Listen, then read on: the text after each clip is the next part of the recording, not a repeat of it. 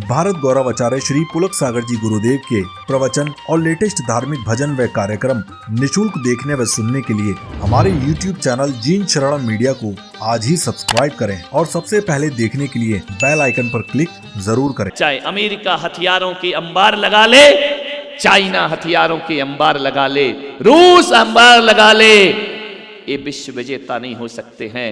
विश्व विजेता देशों को जीतने वाला नहीं, विश्व विजेता दिलों को जीतने वाला हुआ करता है, जो सबके दिलों पर राज किया करता है। नारायण श्री कृष्ण दुर्योधन के दरवाजे पर पहुंचे, धृतराष्ट्र के दरवाजे पर पहुंचे, संधि का प्रस्ताव लेकर के नारायण कृष्ण ने दुर्योधन को कहा कि दुर्योधन, ये घर की लड़ाइयां अच्छी नहीं होती हैं, अपना ही वंश बर्बाद होता है, अपनी ही खानदान तबाह होती है और अपनी ही घर की बहु बेटियां विधवा का रूप ले लिया करती हैं। दुर्योधन मान जाओ, थोड़ा सा 4-5 गांव उन पांडवों को दे दो, पूरा हस्तिनापुर तुम ले लो, मैं संधि का प्रस्ताव लेकर आया हूं। दुर्योधन ने कहा कि नहीं, ये नहीं हो सकता है, 5 गांव तो छोड़ो, एक सुई की नोक बराबर भी जगह में पांडवों को नहीं दे सकता हूं। तो नारायण श्री कृष्ण ने कहा कि फिर दुर्योधन तैयार हो जाओ युद्ध के लिए, ध्यान रखना, संदेश देना मेरा काम है, मैं शांति दूत बन करके आया हूं, ध्यान रखना।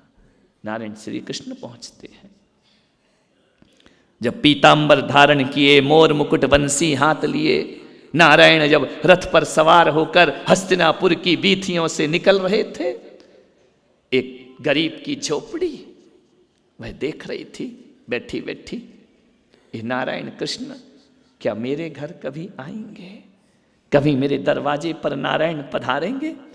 नारायण की निगाह मिली उस बुढ़िया से, मुस्कुरा दिए, आगे बढ़ गए, संधि का प्रस्ताव पेश किया दुर्योधन के सामने। दुर्योधन ने नकार दिया, नहीं, ये नहीं हो सकता है। तो नारायण ने कहा कि फिर शंखनाद होता है युद्ध का, अब जो भी बातें होंगी कुरुक्षेत्र में बातें होंगी। दुर्योधन ने कहा हमें लड़ना स्वीकार है।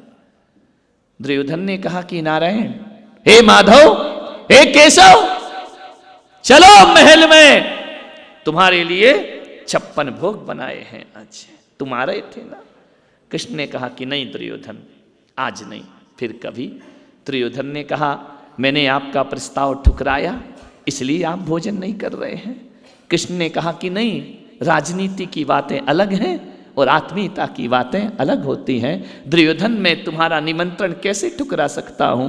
वो राजनीति थी, कैसे लोग थे पहले के कि महाभारत में जब युद्ध होता था ना, और शाम को जब घायल सैनिक पड़े रहते थे, तो कौरव सेना के सैनिक जाके पांडव सेना के सैनिकों को मलहम लगाया करते थे। रात को जैसे सूर्यास्त होता था, दुश्मनी भूल करके इंसानियत की स्थापना कर दिया करते थे, एक दूसरे के दर्द को समझा करते थे, पीड़ा को समझा करते थे। दुश्मन केवल युद्ध के मैदान में होते थे, युद्ध के मैदान से बाहर हर कोई एक सच्चे अच्छे इंसान हुआ करते थे, ध्यान रखिए।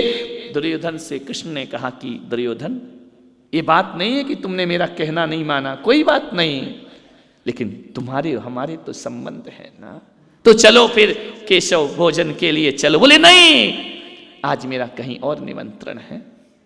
लौट के आए दुर्योधन के दरबार से, जैसे ही लौटे झोपड़ी में पहुंच गए, दरवाजा खटखटाया, काकी दरवाजा खोल।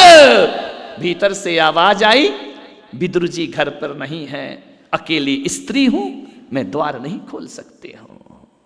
आवाज लगाया कि काकी एक बार तो दरवाजा, नाम बताओ अपना।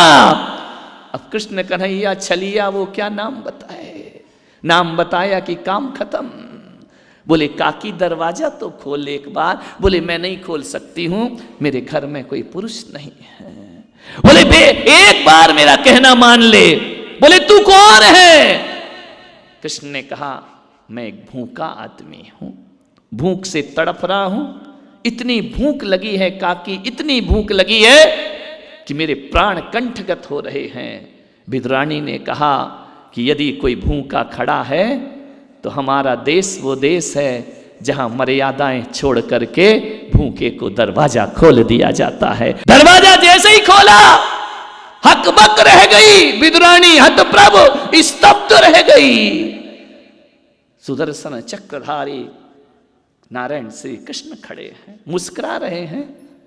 सुध-बुध खो गई विदुरानी, कुछ ना बोल पाई, बस शब्द मौन हो गए। एक बात ध्यान रखना, जब प्रेम गहरा होता है ना तो शब्द मौन हो जाया करते हैं, शब्द नहीं। नारायण कृष्ण ने कहा, काकी भीतर आने का नहीं कहोगी, भीतर नहीं बुलाओगी मुझे, मैं परपुरुष हूं।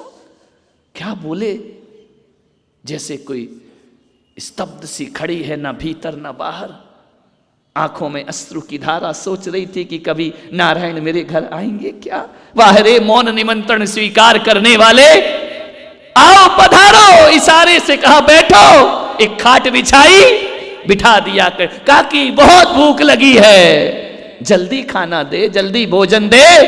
भीतर जाती बाहर आती, भीतर जाती बाहर आती, भोजन तो था ही नहीं। ध्यान रखना, पक रहा था एक हंडी में चावल।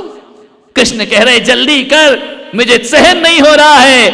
वो भी जान रहे कि है तो नहीं लाएगी क्या, लेकिन कृष्ण तो कृष्ण है, नारायण लीलाएं उनकी। उन्होंने कहा जल्दी भोजन दे, अभी दे, इसी वक्त दे। विदुरानी ने कहा नारायण थोड़ा तो ठहरो। बोले नहीं, सब्र नहीं होता है, बहुत भूख है। देख मैं तेरे लिए दुर्योधन के भोजन छोड़ करके आया हूं, मुझे खाना चाहिए, मुझे भोजन चाहिए। भीतर गई दौड़ी दौड़ी बावली सी, रसोई घर में जाती फिर निकल आती, फिर जाती फिर निकल आती। जैसे ये हमारी माताएं हो जाती हैं ना, जब मुनि महाराज आके पड़गाहन में खड़े हो जाए तो कुछ बोलना है कुछ और बोल जाती, सुध-बुध खो जाती हैं, बावली हो जाती हैं। महाराज पधारे हैं, उच्चासन ही भूल जाती है। ध्यान रखना, मैं उसको नफरत नहीं समझता, मैं प्रेम समझता हूं। प्रेम रंग में डूबी हुई शिष्टाचार भूल जाते हैं, कहना ही भूल जाते हैं, कुछ बोलते हैं और कुछ मुंह से। लेकिन प्रेम जब प्रगाढ़ होता है, शब्द अपनी मर्यादाएं खो दिया करते हैं। ध्यान रखना, जैसे ही गई भीतर, आंगन में गई, केले की बोर तोड़ करके ले आई, पूरी डाली की डाली।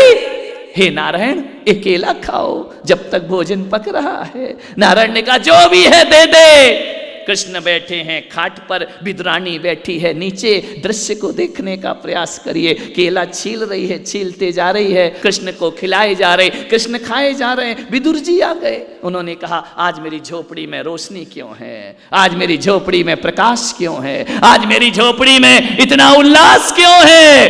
देखा अंदर नारायण कृष्ण बैठे हुए हैं, विदुरानी केले खिला रही है। विदुर ने कहा बावली पागल हो गई क्या कर। बोले तुम चुप रहो, मुझे प्रेम रंग में डूबने दो, नारायण कृष्ण के, मुझे भक्ति में डूबने दो, तुम मत बोलो बीच में। विदुर ने कहा पागल जरा होश तो रख। बोले क्या। बोले छिलके छिलके पकड़ा रही है, केले केले फेंके जा रही है, फेंके जा, सारे केले फेंक दिए, छिलके कृष्ण को पकड़ा दिए। नारायण कृष्ण बड़े आराम से छिलके खा रहे हैं। बोले पागल देख तो क्या खिला रही है तू। जैसे ही देखा अश्रु की धारा बह गई विदुरानी के। ये कौन सा पाप अनर्थ कर दिया मैंने, छिलके खिला दिए और बाहरे कृष्ण तुम भी खाए जा रहे हो, बोल भी नहीं रहे कि क्या दे रही है। ध्यान रखना, विदुर जी ने केला छीला और कृष्ण को दिया। जैसे ही कृष्ण के मुख में केला गया, केला फंस गया। उनको बहुत जोर से केला फंसा, थूक दिया नारायण कृष्ण ने। विदुर ने कहा क्या हुआ। बोले काका, जो काकी की भक्ति में आनंद और स्वाद आ रहा था, प्रेम में, वो तेरे ज्ञान के केले में स्वाद नहीं आता है, वह केला मेरे अंदर नहीं जाता है। ध्यान रखना, ये तो भक्ति भाव विभल है। इसके केले के छिलके में जो स्वाद था वो तुम्हारी ज्ञान की बातों में स्वाद नहीं होता। तू ज्ञान की बातों में खोया और कर्महीन बनकर सोया। ध्यान रखना, प्रेम से परमात्मा मिला करता है।